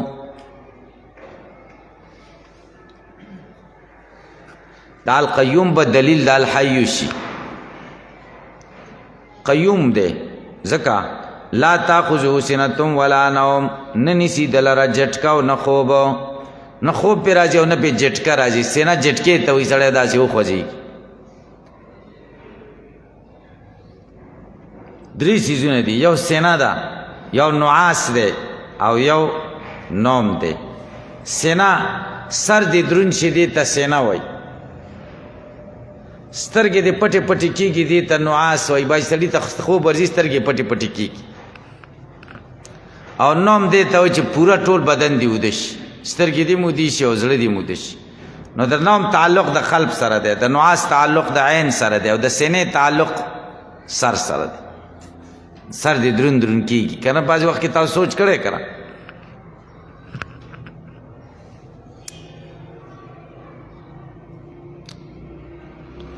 له ما فی السماوات و ما فی الارض دی الله لراغ سدی چې پسمانونو کې دی ملکن خلقا نوابیدن و ما غس فی الارض چې پزمکو کې دی منزل الذی سوق دی غزاد یشپو چې سپارش بو کې عنده د دوړاندې په دې کې رد په کافرانو ځکه د شفاعت قهری قائل او د بوتانو د پاره الا باذنی مگر په حکم د الله هیڅوک سپارش نشي کولای الا باذنی مگر په اذن د الله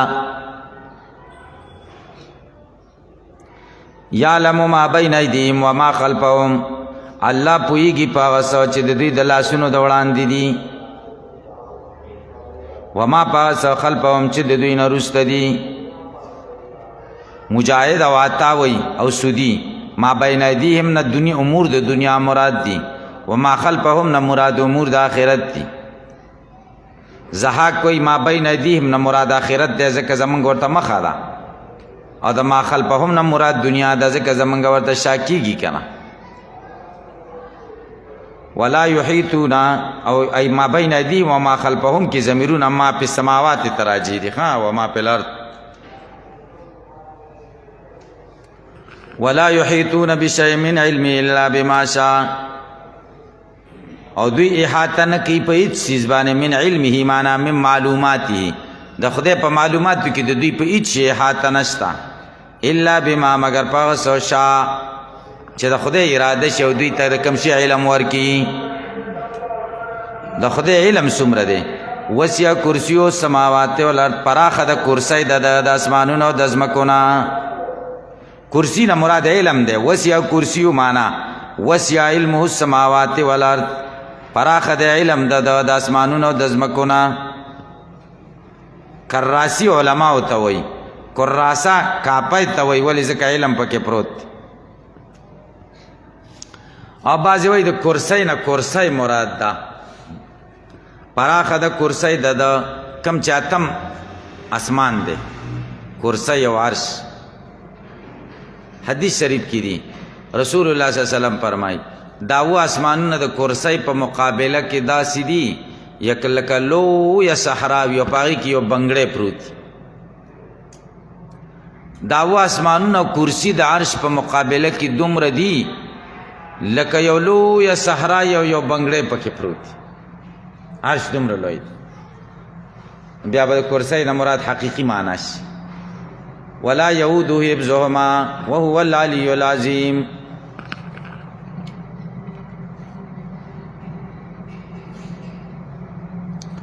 ندرندیگی په د باندې ندرندی دلرا حفظهما ساتنا د دې اسمانونو او د ځمکو ولا یعودو معنا ولا یثقله حفظهما نه بار کیږي پدا نه بوج کیږي پدا حفظهما ساتنا د دې دواړو یا ندرن د دلرا حفظهما ساتنا د دې دواړو نو معنا بدا صحیح شي ځکه حفظهما پایل د یعودو دی هو مفعول مقدم دی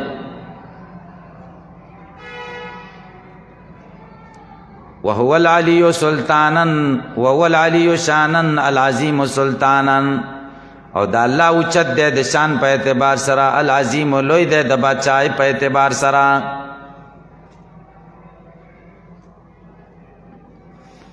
دا اوس عقیده شو په دې عقیده بدمال لګې ځکه مخکې تین پاک ذکر خو په دې عقیده باندې په چا جبر نه کې چې خامخا زما عقیده ومنه ځکه عقیده کیفیت قلبي دی او زو جبر نه غواړي په جبر نه کیږي ځکه وایي لا اکراه فی الدین جبر نشتا زور نشتا فی الدین په دین کې لا اکراه نه پیدا په معنا د نه سره معنا دا لا تکرهوا احدا علی الدخول فی دین الاسلام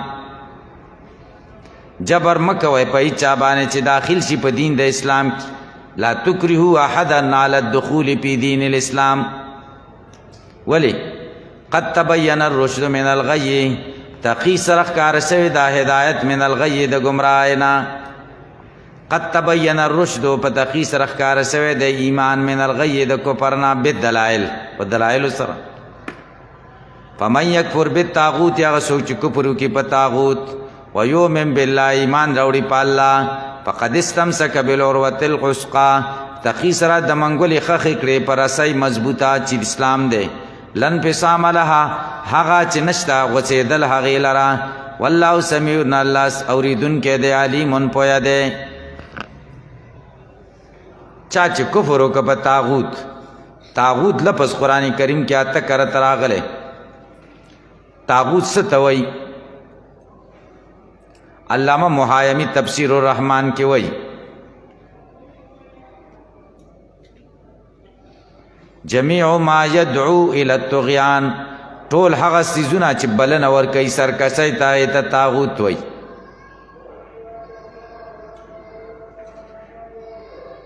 مالک ابن انس وایي کل ما عبد من دون الله فهو طاغوت هر هغه شی چې د هغې عبادت کېږي د الله نه بغیر هغه طاغوت شو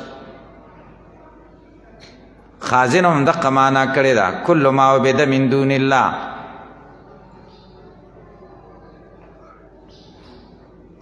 تفسیر د طاغوت قرآن کریم کے پدریو طریقوں سره طاغوت به ذکری شیطان به مرادی لکه په دې آیت کې یا سورہ نساء شپږ یا والذین کفروا یقاتلون فی سبیل الطاغوت طاغوت نلته مراد شیطان سورہ مائدہ 56 نمبر آیت وعبدت طاغوت یعنی شیطان دین تفسیر د طاغوت په معنا د بوتانو سره چې د هغوی عبادت کیږي د الله نه بغیر لکه سورة النحل شپږ دېرش ولقد بعثنا فی کل امة رسولا ان اعبدوا الله واجتنبوا الطاغوت د بوتانو نه ځان وساتئ یا سورة زمر ولست والذین اجتنبوا الطاغوت ان یعبدوها دریم تفسیر د طاغوت شخص معین ته ویل کیږي کعب ابن الاشرف تم طاغوت ویل شوی لکه سورہ بقره 250 سورہ نساء 51 یؤمنون بالجبت والطاغوت په بوتانو په کعب ابن اشرف باندې یقین کوي ها چې کفرو کې په شیطان یا په بوتانو ایمان راوړي په الله دم منګولې خغړې په مضبوطه رسای باندې طاغوت د فعلوت په وزن دی لکه جبروت تا پکې زائد ده طاغوت مشتق دی د طغان مبارد وای په طاغوت کې صحیح خبره زما په نزدار چې وای طاغوت جمع ده جمع ابو علی پارسی وای ولیس الامر عندنا كذلك وای دا ابو علی خبره ټیک نه ده چې دا جمع ده ولی ځکه دا طاغوت مصدر دی لکه رغبوت یا الرهبوت یا ملکوت لکه دا اسما چې څنګه احاد دي همدارنګې دام واحد دی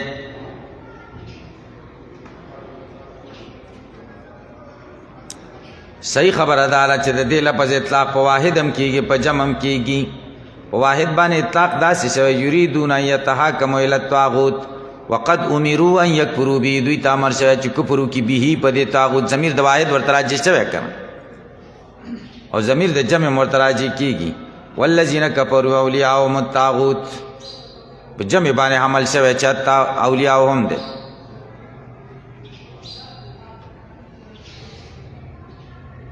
اصل په دې کې تذکیر دی چې دا مذکر دی، کله ورته ضمیرونه د مؤنث راجع شي دا په تعویل د الهو سره اصنام لکه والذین اجتنبوا الطاغوت ان یعبدوها، هلته ضمیر در مؤنث راجع شي.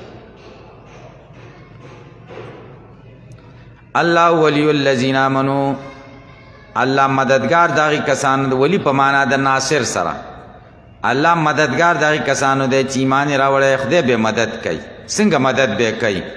یخرجهم راوباسي من الظلمات د تیارونه الی النور، نور تا رڼا د ایمان ته. ظلمات لفظ دریس کرتا قرآن کې راغلی، نور دریس الویخ کرتا، ظلمات جمع ذکر شو ځکه لارې د دلالت ډیری دي، نور مفرد ذکر شو ځکه لاره د ایمان یوه ده چې هغه واحده. دا د الله مدد شو. یخرجهم من الظلمات الی النور. والذین کسان کفروا چې کافران دي اولیاءهم الطاغوت، د دوی دوستان شیطان دی، د دوی دوست شیطان دی. یخرجونهم من النور الی الظلمات، د دوستی ذکر کوي. دوستی دا د چې راوباسي د نور د ایمان نه تیارو د کفر لره. اولئک دا کسان اصحاب النار، مرګري د اور دي، هم دوی به پیا په دې اور کې خالدون همیشه یي، د دې اور کې به دوی همیشه یي. اوس دوه قسمه خلق ذکر شو، اولیاء الطاغوت قد تبین الرشد من الغی، اصحاب الغی و اصحاب الهدى. دریخ واقعات ذکر کئی. اولا د ابراهیم علیہ السلام واقع ذکر کئی د نمرود سره، دویم د عزیر علیہ السلام واقع ذکر کئی، دریم واقع ذکر کئی د نمرود علیہ السلام او د مرغانو د راژوندي کېدلو. د درې واقعو کې اشاره ده دا د دې دوه ډلو سره متعلق دي. اوله واقع مرتبه ده په دې باندې چې وګورئ نمرود د اصحاب الغی نه و، دلایل د قدرت ورته ابراهیم علیه السلام وښودل، خو بیا هم عنادي و ټینګ شه په کفر باندې. دویم او درېیمه واقع د عزیر علیه السلام او د ابراهیم علیه السلام دا متعلق کېږي د اصحاب الرشد سره، رشد سره چې هغوی د رشد خاوندانو د څه شي رشد معاینتن دلائل د قدرت ولیدل، نو خدای پاک ایمان نور مضبوط کو. دا درې واقع په دې دو حالتونو باندې مرتبطی دي. علم ترى تن ګورې للذي هغه سړي ته حاج ابراهیم پی ربی چې جګړه کوله د ابراهیم علیه السلام سره په باره د رب د کې ان آتاه الله الملک، د دې وجې نه چې الله ورکړې ده د لره بادشاهي. جګړه په دې وجه کوله چې الله بادشاهي ورکړې وه. چا سره ښه وکړي او بیا در سره دغه کوي، نو ته ورته زه خود به را سره مخالفت کوې چې ښه مې در سره کړي دي. ان آتاه الله الملک دقه معنا ده.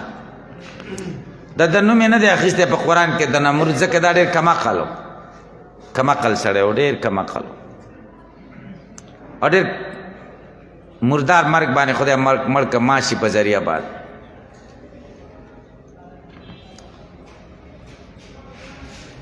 آتاه الله الملک، ان آتاه الله الملک دا مفعول له دی د حاجه.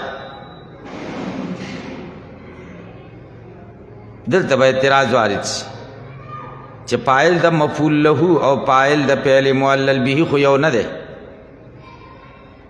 جواب دار چې دا په هغه مفعول له کې دی چې مصدر صریحي مصدر تاویلی کې دا حکم نه دی چې کله مصدر دا مفعول له او مصدرم په ان سره مصدر تاویلی دا پکې شرط نه دی. اتحاد د پایل پکې شرط نه دی. اذ قال ابراهیم ربی الذی یحیی و یمیت، پاوه کې چې دته ابراهیم علیه السلام فرمایل زما رب هغه ذات دی یحیی و یمیت چې ژوندي کول کوي او یمیت مړه کول کوي. ابراهیم علیه السلام ته وایي چې ستا رب څوک دی؟ دی ورته وایي زما رب هغه دی چې ژوندي کول او مړه کول کوي. دا مناظره ده د نمرود سره. مناظره ګورئ د پیغمبرانو سنت دی، ابراهیم علیه السلام سنت دی مناظره. خو کنځلې به پکې نه وي. قال انا احیی و امیت، نمرود ورته وایي دا بادشاه، انا احیی و امیت، زه هم مړه ژوندي کول کوم، و امیت او مړه کول کوم. جیل کې یو سړی په هغه باندې 500 حکم شوی هغه یې راوسته وایي ځه مزې کوه آزاد مې. بل سړی معمولي څه کې ګیر شوی او حوالات کې هغه یې راویسته او سر یې ترې کټ کړ. د مرګ والا یې ژوندی که هغه د ژوند والا یې مړ کوئ. ما مړ او زه مړه کول او ژوندي کول کوم. نو کمقلو د مرګ حقیقت یې نه و پېژندلی او د حیات حقیقت ورته نه و معلوم. قال ابراهیم علیه السلام وسه انتقال کوي من دلیل الی دلیل، یو دلیل نه انتقال کوي دلیل ته. داسې نه ده چې د واضح نه اوضح ته ځي، دا م اوضح و، دا کومې چې ویلې دا م اوضح دلیل و. قال ابراهیم علیه السلام ورته فرمایل فإن الله یاتی، یقینا الله را تک کوي بالشمس په انور باندې، من المشرق د انور خاته د طرفنا، فاتح بها تراتک و کپدی باندې من المغرب د انور پریواته طرفنا. فبهت الذی کفر، پس حیران شاغ سړی چې کفر کړو، حیران شي چې اوس ورته څه ویم، بس بنش. والله لا یهدی القوم الظالمین، الله هدایت نه کوي قوم ته چې کوم ظالمان دي، لاره د حجت ورته نه ښیي.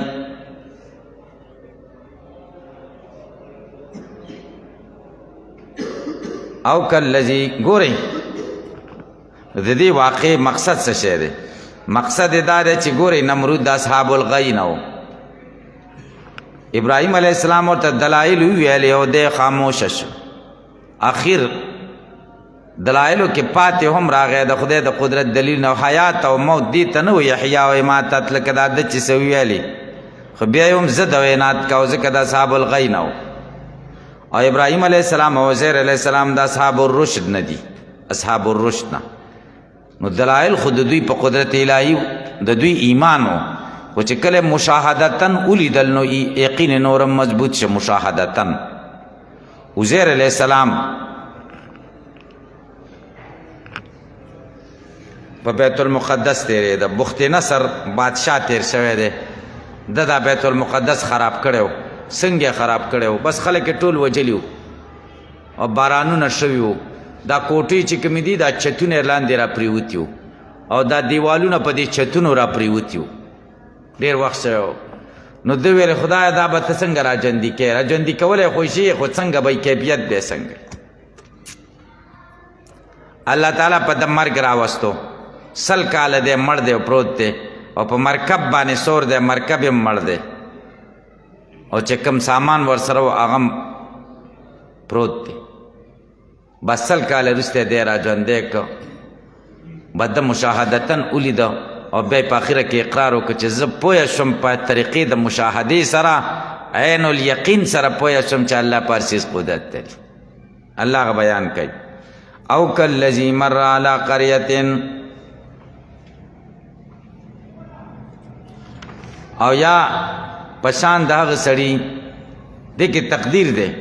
مخکې قصه شروع شوه په علم تره سره، نو ارأیت مثل الذی، آیا ته ګورې پشان د هغه سړي مره چې تېرېده، دا عزیر علیه السلام، علی قریة په یو کلي باندې چا بیت المقدس دی، وهي خاویة او دی را غورځېدلی او ساقطة علی عروشها مع عروشها را غورځېدلی او سره د چتونو نه.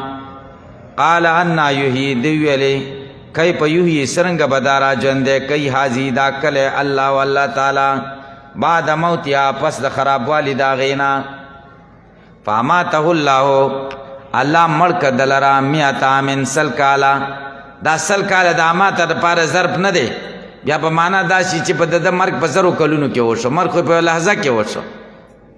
دا 100 عام ضرب دی د فعل محذوفه دپاره. فاماته الله، پس مړ که ده لره الله تعالی، والبسه 100 عام، او د ځنډ تېر که 100 کاله. ثم باسو بیا خدای را ژوندی که دلرا ثم ځکه ذکر کړ چې تراخی ده پکې سل کاله تیر شوي قال الله ورته ویل کم لبستا څومره وخت تیر کړی دی تا قال دی ویلې لبست یوما او بعد یوم ما وخت تیر کړی دی یوه ورځ او یا حصه د ورځې یو ورځ مې تیره کړې ده یا د ورځې څه حصه سار کې شوی و مازدیګر ټیم کې را پاڅېد او که د هغې ورځې مازدیګر یې خو نیمه ورځ شو که بله ورځ نو پوره ورځ شو قال الله ورته وایي بل لبست مئة عام بلکې تا ځنډ تیر کړی دی سل کاله فانظرو ګوره الی طعامک خوراک ستا تا و شرابک څښاک ستا تا لم یتسنه لم یتغیر چې نه دی متغیر شوی د ده سره خوراک شو انځر و ورسره انګور و ورسره او د انګورو زوخا و ورسره اوبه او پی و ورسره او دا ټول څیزونه چې دی را پاڅېد مقه شان تر و تازه و سل کاله پې تېر شوي وانظرو ګوره الی حمارک خر ستا لره چې مرکب د ده و ولنجعلک او دې د وجې نه چې تا موږ وګرځوو آیتا نښه د قدرت للناس خلکو لره وانظرو ګوره الی العظام هډوکو د خر لره کیف ننشزها کیف نحرکها څنګه موږ خوځو ثم نکسوها بیا څنګه موږ ورغوندو دې هډوکو ته لحمه غوښه دا څه په سترګو ولیدو فلما تبین له ورکله چې ښکاره شو د لره قدرت د الله تعالی په مشاهدې سره قال دی ویلی عالمو زه اوس پوه شوم په عین الیقین سره ان الله یقینا الله علی کل شیء قدیر پر چیز قدرت لري چاہے ماته توحید ده دلته وایي اعتراض عالم اوس پوه شوم مخکې نو پوه سو چې الله پر چیز قدرت دی نو موږ جواب وکړو که عالمو زه اوس پوه شوم په عین الیقین سره مخکې خو علم الیقین و دلیلو اوس مشاهده شوه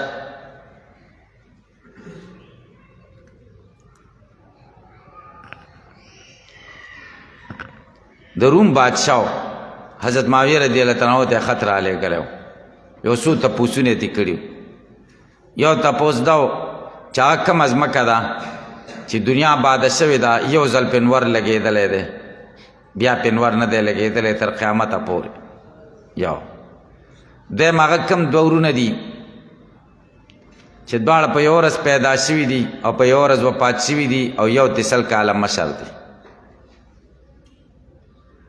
او دریم دا دی چې هغه کم مړی دی هغه کم مدفون دی چې قبر یې هم ژوندی دی او دیم ژوندی دی حضرت معاویه رضی الله عنه حیران شو چې دا ورته اوس څه ووایم عبدالله ابن عباس رضی الله عنه حبر الامه هغه ته خط راولېږه چې داسې تپوس یې کړی هغه ورته جواب ولیکه